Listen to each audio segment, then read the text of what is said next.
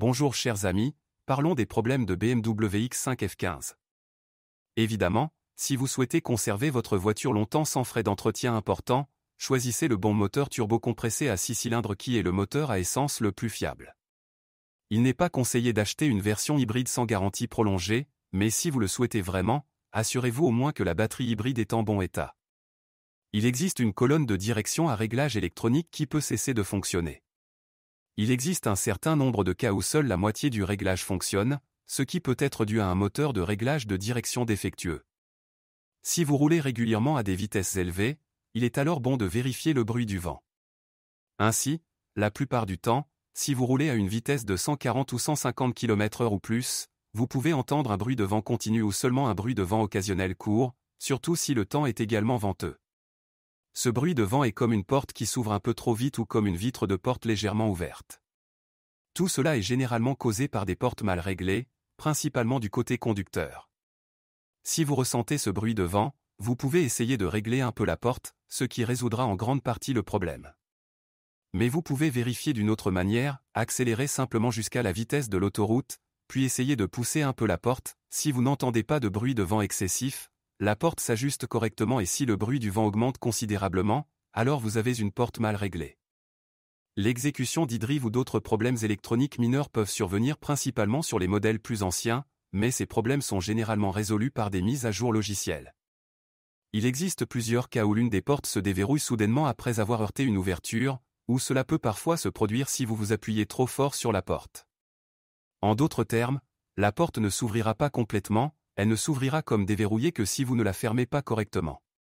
Ce n'est pas très courant, mais cela s'est produit principalement sur certaines voitures de production anciennes fabriquées avant 2014 et été causé par une serrure de porte défectueuse, donc parfois après le changement, le problème a été réparé.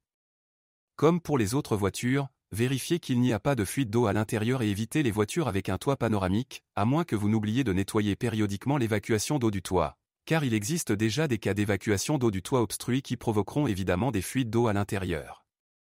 Gardez la zone sous le pare-brise et près des charnières du couvercle propre, car les feuilles et la saleté peuvent s'accumuler au fil du temps. Tous les moteurs à essence peuvent occasionnellement avoir plus ou moins de problèmes de fuite résultant de bobines défectueuses, d'injecteurs ou de pompes à carburant haute pression défectueuses. Certains tuyaux en plastique peuvent se casser ici et là, mais plus souvent avec les moteurs V8. En fait, vous devriez surtout vérifier les tuyaux de ventilation du carter en plastique de ce V8 qui se trouve sous le capot en plastique à droite au-dessus des deux turbocompresseurs. Étant donné que les turbocompresseurs produisent une grande quantité de chaleur, ces tuyaux peuvent éclater et provoquer un incendie indésirable, des sifflements et une petite fuite d'huile. BMW a remplacé ces tuyaux, ils ne sont donc plus en plastique, mais en caoutchouc, et leur remplacement n'est pas difficile. D'un autre côté, ils ne sont pas non plus très bon marché. Le V8 biturbo de 4,4 litres est une version améliorée et mise à jour, ce n'est donc pas la fameuse version antérieure peu fiable fabriquée avec d'autres BMW de luxe avant 2013. Avec un entretien approprié, il peut supporter 200 km, mais je ne recommanderais pas d'acheter ce moteur après ce kilométrage, car par la suite, il est susceptible d'augmenter les risques de diverses pannes, telles que fuite, consommation d'huile, accumulation de suie et autres problèmes. Il est également bon de vérifier si des fuites d'huile ou de liquide de refroidissement surviennent principalement sur le V4,4 de 4 litres, car dans certains cas rares, elles peuvent apparaître même après 60 km. Il est absolument important de maintenir le bon niveau d'huile en permanence, car un V8 de 4,4 litres peut consommer moins ou plus d'huile. En ce qui concerne les moteurs diesel, le choix de celui que vous choisissez n'a pas vraiment d'importance. Mais pour minimiser la plupart des problèmes, vous devez utiliser votre voiture principalement sur des trajets plus longs, et il est également très important que vous utilisiez un carburant de haute qualité.